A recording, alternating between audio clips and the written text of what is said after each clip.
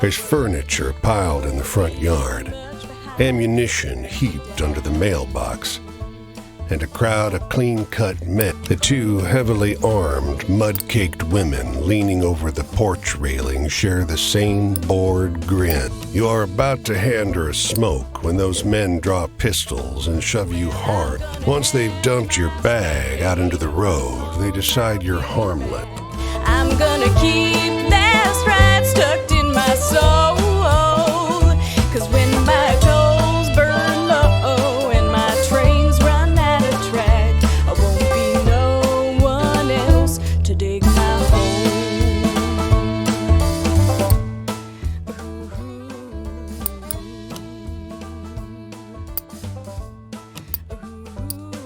Well, I got no companion except the wind and the sea. And when I'm cold and empty, they're the ones who'll bury me.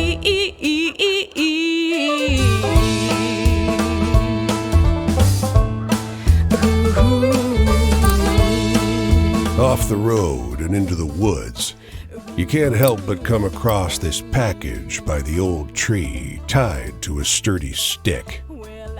The shape gives a start. Please don't tell my pa that I'm in here. It says in a Pa doesn't want to live with us anymore. But I want to go with him. Don't tell him, please. I'm hiding. You tell the boy you'll keep his secret. Be my tale, my vagrant song. This will be my tale, my vagrant song.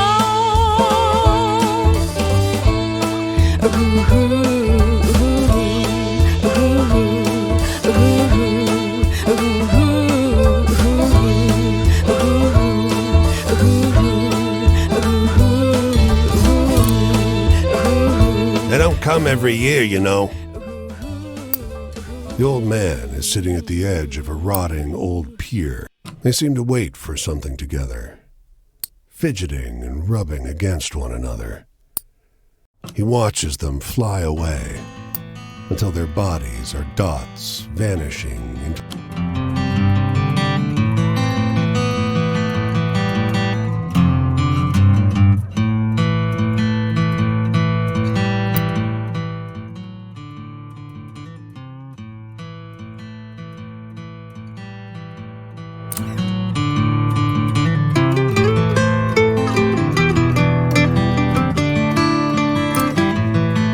You can see storm clouds on the horizon, and you don't relish the thought of being caught at the top of an ornate wrought iron spiral.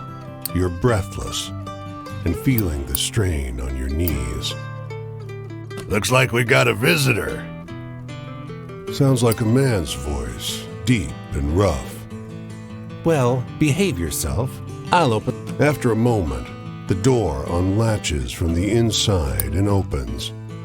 The man before you is tall and muscular. Despite the rough exterior, this room looks like a well-appointed parlor. There's a rug on the well-trod wooden floor. Oh, we manage. The tall one sits on the sofa, casually wrapping an arm around the other lighthouse keeper. You wake up the next morning on their old sofa, still warm from an excess.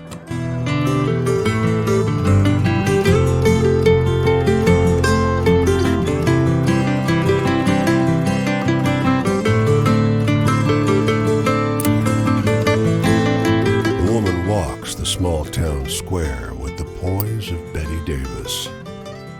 A confident stride and inimitable mannerisms elevating the sidewalk into a plush Hollywood carpet. And wrapped around her neck, you question a well-dressed man parked outside an oyster house. Prudish woman. I took her on a fine date and... You talk with a waitress smoking outside a diner. Something funny about her. Just showed up. You ask the woman if you may join her at a public bench. You may. Lovely outside, isn't it?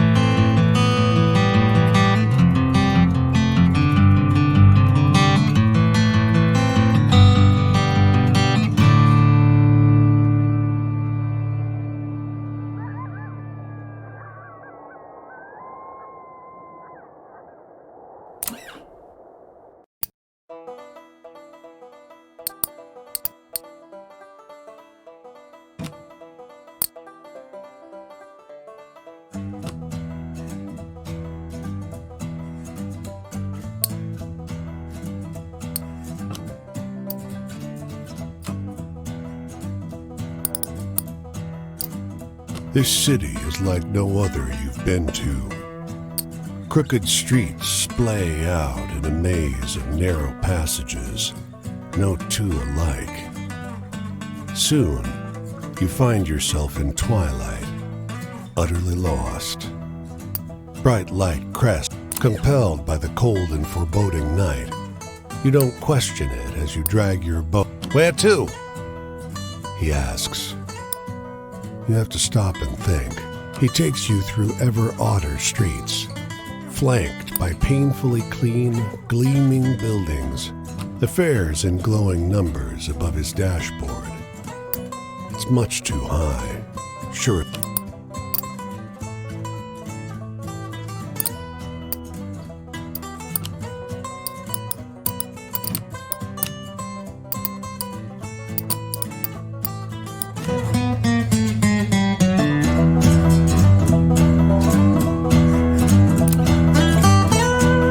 A dusty truck and a man on horseback pull up next to one another in front of the grocer.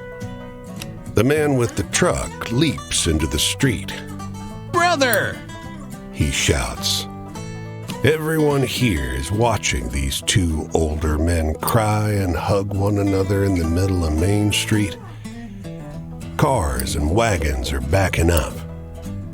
As you usher them onto the sidewalk, the driver says, Joe, I thought you were dead. The rider freezes. Joe? He blurts, I'm not Joe.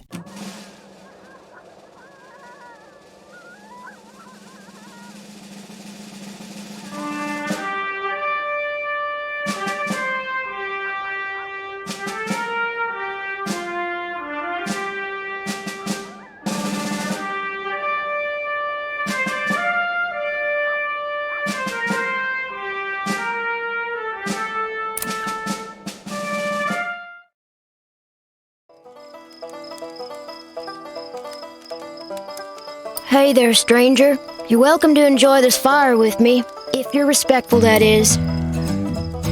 This here is my spot, and I ain't inclined to share it with any bad characters. You can call me Quinn. These here are my venturing companions.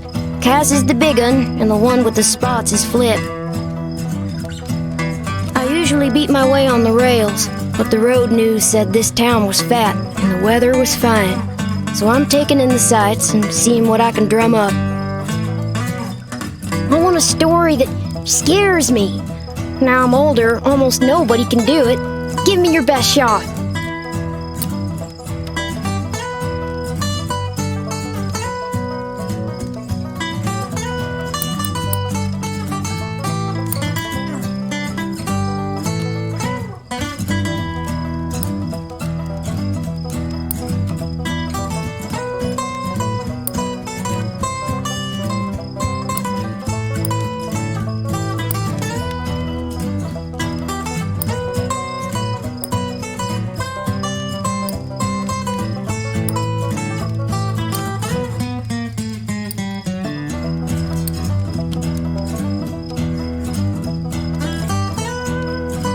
Not sure I quite follow that one.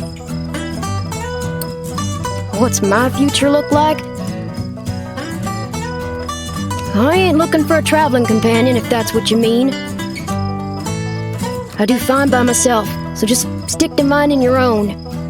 Hey, do you got any really thrilling stories to tell? I'm hankering for one of those.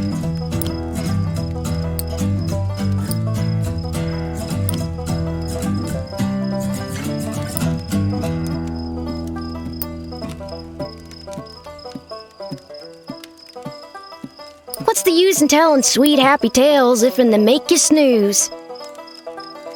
Love stories. Huh. Folks sure seem to be eat up with the notions of love, singing and talking about it all the damn time. Not sure I see the appeal myself. Hey, tell me one of those exciting stories.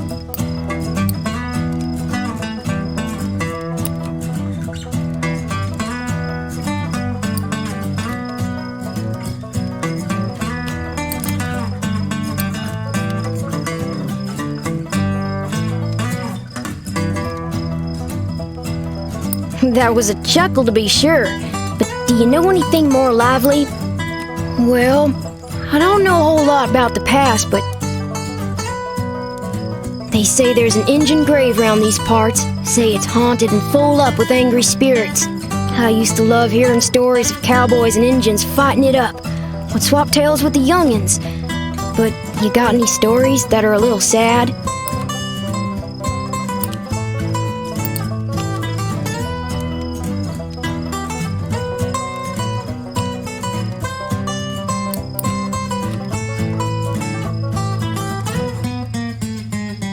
I don't usually like the sad ones, but that sure was beautiful.